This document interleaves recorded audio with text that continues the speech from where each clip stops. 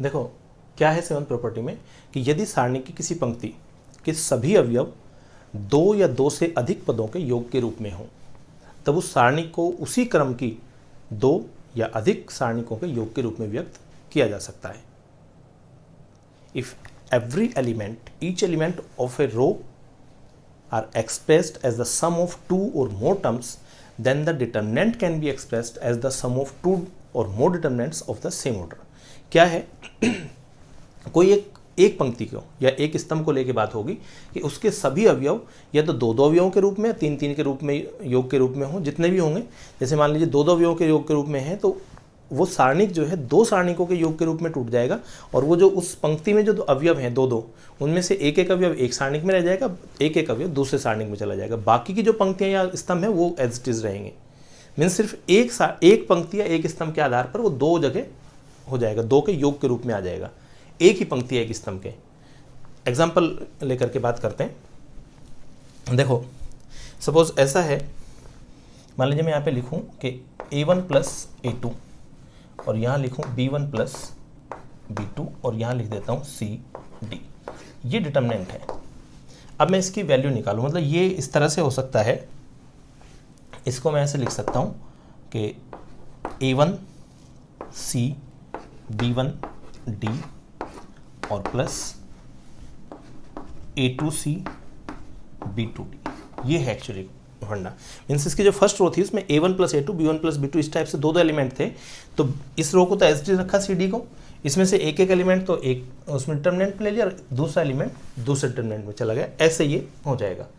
अच्छा इसको अगर सोल्व करके देखें, देखो इसकी वैल्यू क्या आएगी, इन दोनों की मल्टीप्लाई होगी तो ये होगा A1 plus A2 into D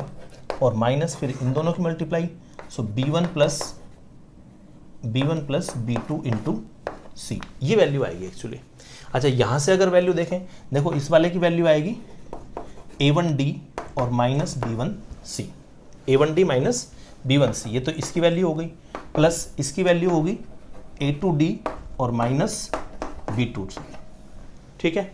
ये एक्चुअली इस तरह से है जैसे इस A1 और D की मल्टीप्लाई करके तो एक साथ रख लूँ A1D और इसमें से मैं ले लूँ B1C, A1D ये वाला और माइनस का B1C माइनस B1C, ये दोनों एक साथ ले लिए, और प्लस A2D और माइनस ये B2C, ये दोनों एक साथ आ जाए, तो ऐसे ये है।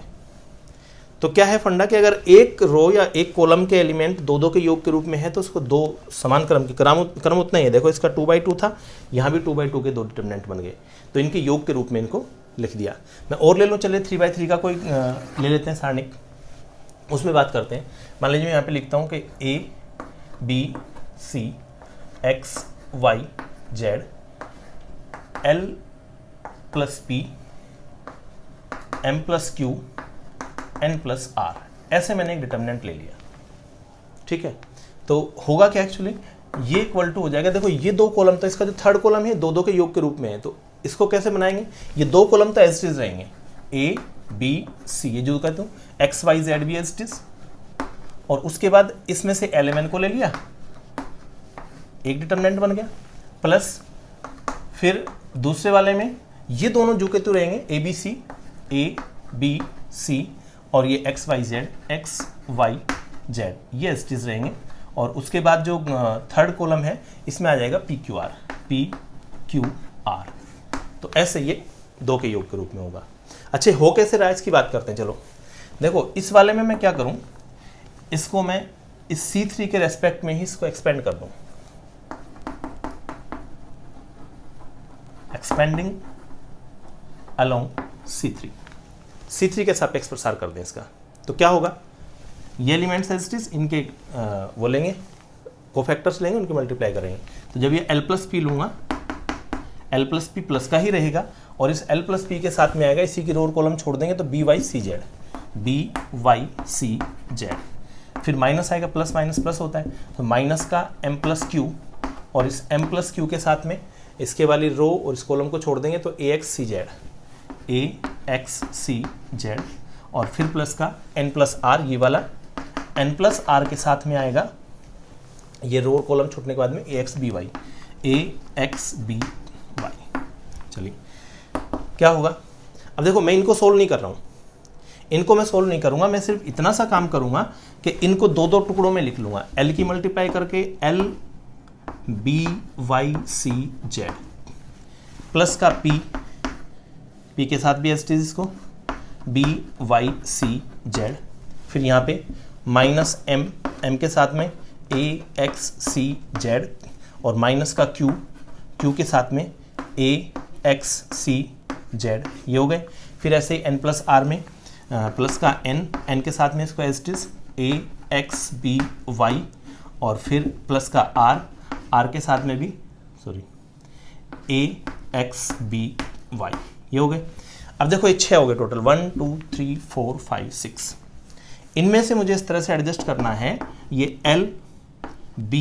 Y C Z, ये रखूं, इस L के साथ में माइनस M वाला लूं, माइनस M के साथ में क्या था A X C Z, M हो गया, और फिर उसके साथ में प्लस का N के साथ में था आपका A X B Y, ये हो गया।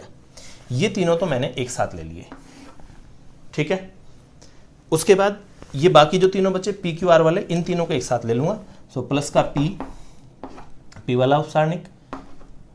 ये, और माइनस का Q फिर Q वाला उपसारणिक, और प्लस का R फिर R वाला उपसारणिक, ये तीनों एक साथ। अब अगर ध्यान से देखें तो ये जो तीनों हैं, इन तीनों में देखो ये चीज़ सेम थी, एज इट इज़ है तीनों, बस ये L M N है, तो एक तरह से क्या हो गया, थर्ड कॉलम का काम करेंगे। सो A B C X Y Z और थर्ड कॉलम हो गया L M N, ये हो गया। ऐसे जब ये P Q R वाले लेंगे तो ऐसे ये हो जाएगा, इसमें भी यहाँ पे ये A B C X Y Z और यहाँ पे आ जाएगा P Q R। तो ये ऐसे हो गया जैसे ये दो रो में दो में डिटरमिनेंट्स में हो गया। तो इस तरह से जो दोनों कॉलम थे उनको एज इट इज रखना होता है, और इसमें जिसमें दो एलिमेंट हैं उनमें से एक एलिमेंट एक डिटरमिनेंट और एक एलिमेंट दूसरे वाले डिटरमिनेंट में चला जाता है। तो इस तरह से मिला करके ये दो